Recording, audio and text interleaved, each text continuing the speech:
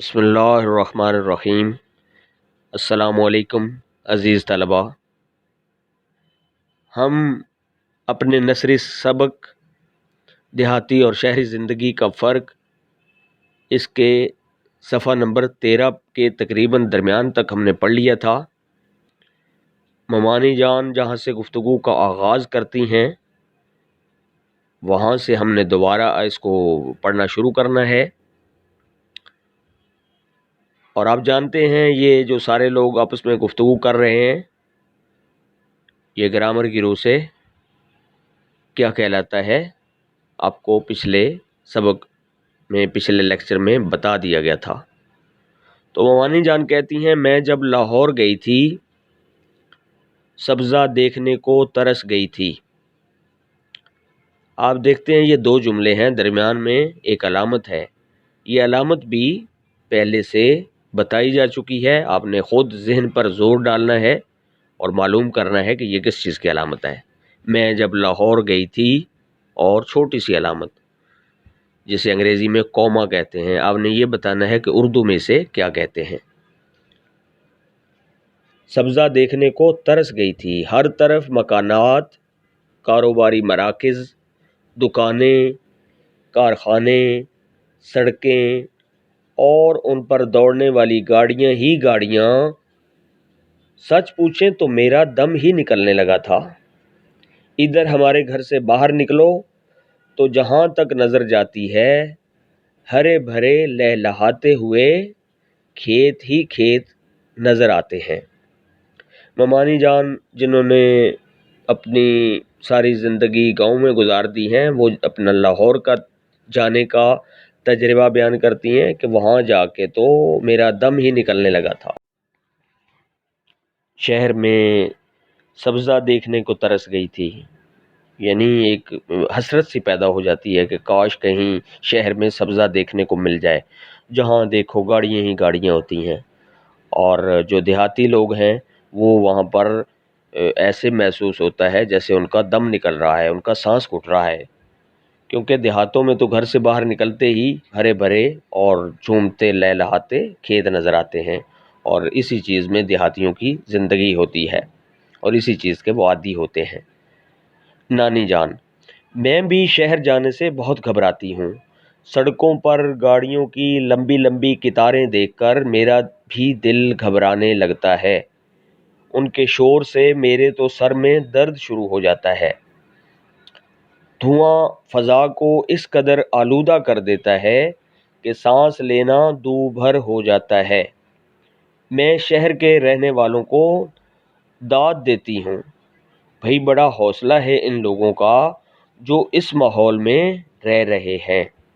تو جس طرح ممانی جان نے بات کی تھی ویسے ہی نانی جان اپنی بات کر رہی ہیں کہ شہروں میں گاڑیوں کی لمبی قطاریں دیکھ کر سر میں درد ہو جاتا ہے، دھواں جو ہے وہ فضا کو آلودہ کر دیتا ہے، فضا کو گندا کر دیتا ہے، فضا میں دھواں مل جاتا ہے، ملاوٹ ہو جاتی ہے جس سے سانس لینا مشکل ہو جاتا ہے۔ تو وہ ایک طرح سے شہر والوں کو داد دیتی ہیں، شاباش پیش کرتی ہیں کہ کیسے کتنا حوصلہ ہے ان کا جو اس ماحول میں رہتے ہیں۔ احمد کے ابا جان اصل میں شہروں کی آبادی میں بے تحاشا اضافہ ہوا ہے۔ پہلے دیہات میں 75% لوگ رہتے تھے، دیہات سے شہروں کی طرف نقل مکانی کے بڑھتے ہوئے رجحان کی وجہ سے اب 70% سے بھی کم لوگ دیہات میں رہ رہے ہیں۔ جب کسی جگہ لوگ زیادہ ہوں گے تو گاڑیاں اور شور بھی زیادہ ہوگا۔ تو اب احمد کے ابا جان تھوڑی وضاحت پیش کرتے ہیں، وہ شہر میں رہتے ہیں، وہ بتاتے ہیں کہ اصل میں پہلے 75% لوگ 75% لوگ جو ہے وہ یعنی 3/4 لوگ دیہاتوں میں رہتے تھے، اور دیہاتوں کی زندگی پاکستان کا ایک حسن تھی۔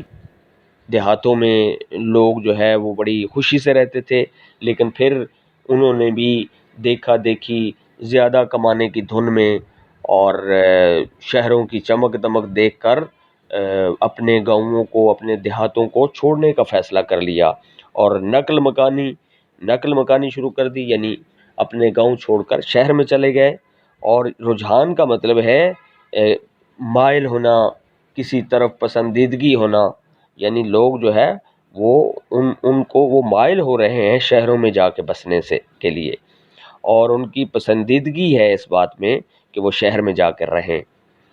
حسن: پھوپھا جان، لوگ دیہات سے شہروں میں کیوں جاتے ہیں؟ تو اب حسن جو ہے وہ اپنے ان سے پوچھ رہا ہے، احمد کے ابا سے، وہ ان کے پھوپھا جان بنتے ہیں رشتے میں، اور پھوپھا جان کے آگے بھی ایک علامت ہے جو آپ نے خود بتانی ہے کہ یہ علامت کس چیز کی ہے۔ لوگ دیہات سے شہروں میں کیوں جاتے ہیں؟ تو وہ پوچھتے ہیں کہ جانے کی وجہ کیا ہے؟ احمد کے ابا جان: دیہات میں کاروبار کے مواقع کم ہوتے ہیں، لوگ روزگار کی تلاش میں شہروں کا رخ کرتے ہیں۔ کاروبار کے مواقع یعنی دیہات میں کاروبار نہیں ہو سکتا، لوگوں کی ضروریات کم ہوتی ہیں اور چیزوں کی خرید و فروخت اتنی زیادہ نہیں ہوتی، جس کی وجہ سے لوگ جو ہے اپنا روزگار تلاش کرنے کے لیے شہروں کی جانب چل پڑتے ہیں۔ اس کے علاوہ شہروں کے مقابلے میں دیہات میں تعلیم اور صحت کی سہولتیں بھی کم ہیں۔ تو پہلے لیکچرز میں یہ بات ہوئی ہے کہ دیہات میں تعلیم اور صحت کی سہولتیں کم ہیں، جس کی وجہ سے بھی لوگ شہروں میں جانے کو پسند کرتے ہیں۔ بہت سے طالب علم تعلیم حاصل کرنے کی غرض سے شہر کے اسکولوں، کالجوں اور یونیورسٹیوں میں داخلہ لے لیتے ہیں۔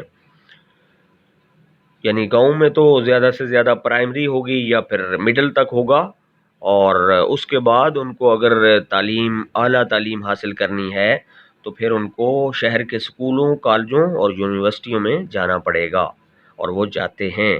یہ بھی وجہ ہے کہ وہ پھر شہر کے ہی ہو رہتے ہیں۔ اسی طرح بہتر علاج معالجے کے لیے بھی لوگ شہروں میں جاتے ہیں، تو وہاں پر ہسپتال بڑے بڑے ہوتے ہیں، اور فوراً انسان جو ہے وہ بیماری کی صورت میں فوری ابتدائی طبی امداد حاصل کر سکتا ہے، مرض کو بگڑنے سے بچا سکتا ہے۔ تو یہ چیز بھی لوگوں کو اس بات پر مائل کرتی ہے کہ وہ شہروں میں جا کر رہیں۔ ان سب چیزوں سے شہروں کی آبادی بڑھتی چلی جا رہی ہے۔ تو یہ ہیں 2-3 سہولیات جس کی وجہ سے لوگ دھڑا دھڑ بھاگم بھاگ شہروں کی طرف دوڑے چلے جا رہے ہیں۔ حسن: ہمارا گاؤں زیادہ بڑا نہیں، ہر شخص دوسرے کو جانتا ہے، شہر تو بہت بڑا ہوتا ہے، وہاں تو سب کو جاننا بہت مشکل ہوتا ہوگا۔ تو یہاں حسن اب اپنی معصومیت کی بات کرتا ہے اور کہتا ہے کہ شہر میں تو ہم ایک دوسرے کو جانتے ہیں، لیکن شہروں میں تو چونکہ بہت بڑے ہوتے ہیں تو جاننا مشکل ہوتا ہوگا۔ احمد کی امی جان: بیٹا، شہر تو انسانوں کے سمندر ہیں، وہاں کی زندگی بہت تیز ہے، لوگ اپنے اپنے کام دھندوں میں بری طرح الجھے ہوئے ہیں، بعض اوقات تو لوگ اپنے ہمسائے تک سے بے خبر ہوتے ہیں۔ تو اب احمد کی امی جان جو ہیں انہوں نے حسن کو بتایا ہے کہ بیٹا اس حوالے سے شہروں میں رہنے کا تجربہ اچھا نہیں، شہروں میں خود غرضی ہے، شہروں میں لوگ اپنے کام دھندوں میں الجھے رہتے ہیں، اور وہ اپنے ہمسایوں تک سے بے خبر ہوتے ہیں، ان کو پتہ نہیں ہوتا کہ کون ہمارے ہمسائے میں ہے اور کس حال میں رہ رہا ہے۔ تو آپ جانتے ہیں سمندر وہ پانی کا بہت بڑا وہ ہوتا ہے ایک ذخیرہ، جہاں پر سارے کے سارے دریا بھی اس میں جا گرتے ہیں۔ تو انسانوں کا سمندر سے مراد ہے، یعنی جس طرح سمندر کا کوئی کنارہ نہیں ہوتا، ایسے ہی شہر میں چلے جائیں تو ایک کنارے سے دوسرے کنارے ملنا بہت مشکل ہو جاتا ہے، ہر طرف لوگ ہی لوگ ہوتے ہیں، ہر طرف رہائشیں ہیں، آبادیاں ہیں، محلے ہیں۔ تو پھر یہ ہے کہ لوگوں میں بہت تیزی ہے، دوڑے چلے جا رہے ہیں، کوئی ان میں سکون نہیں، کوئی ان میں آرام نہیں، بس ہر ایک زندگی کو تیز کیے ہوئے ہے کہ کسی طریقے سے کون سی سہولت کیسے حاصل کرنی ہے اور کب حاصل کرنی ہے اور کتنی جلدی حاصل کرنی ہے، اس چیز نے ان کو بہت تیز کر دیا ہے۔ حسن: اچھا پھوپھو جان، یہ تو بڑی عجیب بات ہے، پتہ ہے پچھلے سال ہماری بھینس بیمار ہو گئی تھی، پورا گاؤں اس کے متعلق پوچھنے ہمارے گھر آیا تھا۔ تو حسن نے پھر معصومیت اور سادگی کی بات کی کہ ہماری تو بھینس بیمار ہو گئی تھی تو سارا گاؤں ہمارے گھر آیا تھا اس کو پوچھنے کے لیے۔ نانا جان، بھائی دیہات کا اپنا رہن سہن ہے اور شہروں کا اپنا۔ دیہات کے اپنے فائدے ہیں اور شہروں کے اپنے۔ دیہات اور شہر دونوں ترقی کریں گے تو ہمارا پیارا وطن ترقی کرے گا۔ حکومت اگر دیہات میں تعلیم اور صحت کی بہتر سہولتیں مہیا کر دے، اسی طرح دیہات میں کارخانے لگا دیے جائیں تو کوئی آدمی گاؤں چھوڑ کر شہر کا رخ نہ کرے۔ اب نانا جان نے اپنی حیثیت کے مطابق، اپنی عمر کے مطابق، اپنے تجربے کے مطابق بڑی سمجھداری کی بات سے یہ نتیجہ نکالا ہے کہ بیٹا دیکھو، ہر چیز کا اپنا اپنا فائدہ ہے۔ گاؤں کے اپنے فائدے ہیں، شہروں کے اپنے فائدے ہیں۔ کسی چیز ہم اس کو نگیٹ نہیں کر سکتے، رد نہیں کر سکتے۔ ہم یہ نہیں کہہ سکتے کہ بس صرف دیہات ہونے چاہیے اور شہر نہیں ہونے چاہیے، یا کوئی اگر کسی کو شہر پسند ہے تو وہ یہ نہیں کہہ سکتا کہ بس شہر ہی شہر ہونے چاہیے اور دیہات نہیں ہونے چاہیے۔ دونوں چیزوں کی ضرورت ہے۔ دونوں چیزیں جو ہیں وہ انسانیت کے فائدے کے لیے ہیں، ان کے اپنے اپنے فائدے ہیں۔ لیکن یہ ہے کہ حکومت کو کوشش کرنی چاہیے کہ یہ جو بہت تیزی ہے نقل مکانی میں اس کو روکنا ہے، تو پھر دیہات میں تعلیم اور صحت کی بہتر سہولتیں مہیا کرے حکومت، اور دیہات میں کارخانے لگائے۔ تو یہ بالکل نانا جانی ایسی بات کر سکتے تھے جن کا تجربہ ہے اور جو دنیا کے سب چیزوں کو سمجھداری کی نگاہ سے دیکھ سکتے ہیں۔ احمد کے ابا جان، میں آپ کو احسان دانش کی ایک نظم کے آخری 2 شعر سناتا ہوں۔ اس نظم میں انہوں نے دیہات اور اس کے رہنے والے محنتی انسانوں کی بہت تعریف کی ہے۔ اب احمد کے ابا جان پروفیسر ہیں، انہوں نے ایک علمی بات کی ہے، انہوں نے ایک شاعر کے شعر کا سہارا لیا ہے، اور احسان دانش ہمارے سامنے ایک شاعر، ان کا تعارف آیا ہے۔ احسان دانش جو ہیں ان کو مزدور شاعر کہا جاتا تھا۔ ان کی زندگی بہت محنت مزدوری کر کے انہوں نے ساری زندگی اپنی بنائی، لیکن اس کے باوجود بہت مطالعہ کرتے رہتے تھے۔ اپنے کاموں میں سے بھی وقت نکال کے یہ پڑھائی خود پڑھائی کرتے تھے، کتابیں، لائبریریاں، اور حتیٰ کہ سڑکوں پہ بیٹھ کے بھی ان کو پڑھنے میں کوئی اور نہ ہوتا تھا۔ تو وہ انہوں نے اپنے علم کی وجہ سے ایک بہت بڑے شاعر بن کر ابھرے۔ لیکن آپ ایک اور بات بھی دیکھیے کہ شاعروں کو عموماً دیہاتی زندگی بہت پسند ہوتی ہے، کیونکہ شاعر فطرت کے نزدیک رہنا چاہتے ہیں، اور فطرت دیہاتوں میں اپنے پورے جوبن پر ہوتی ہے۔ تو آپ یہاں دیکھیے احسان دانش نے دیہاتوں کی کیا تعریف کی ہے کہ دیہات جو ہے سادگی میں بھی کتنے اچھے لگتے ہیں۔ یہ 2 شعر ہیں۔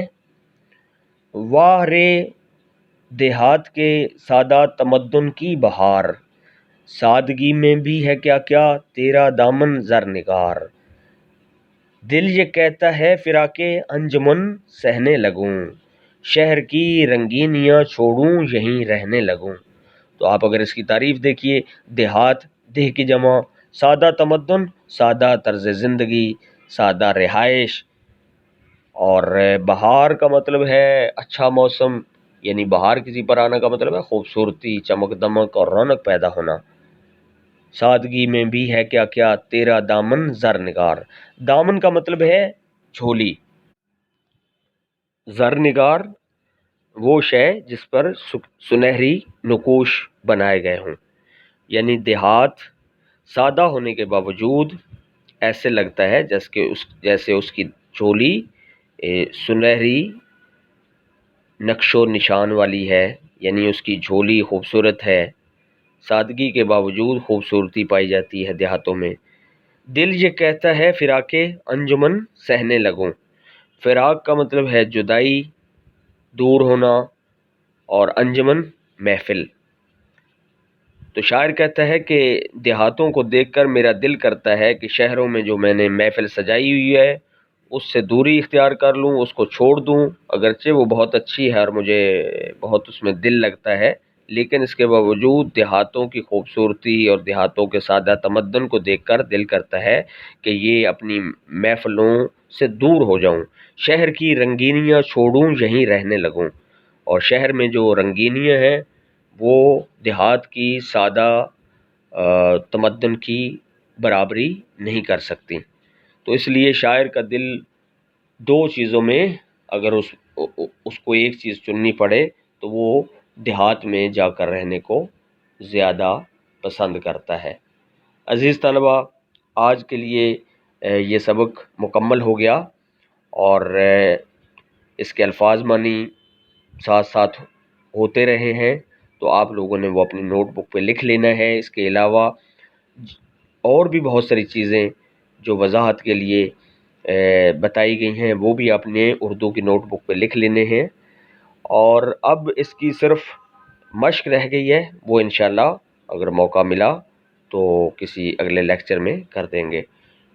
شکریہ، والسلام، خدا حافظ۔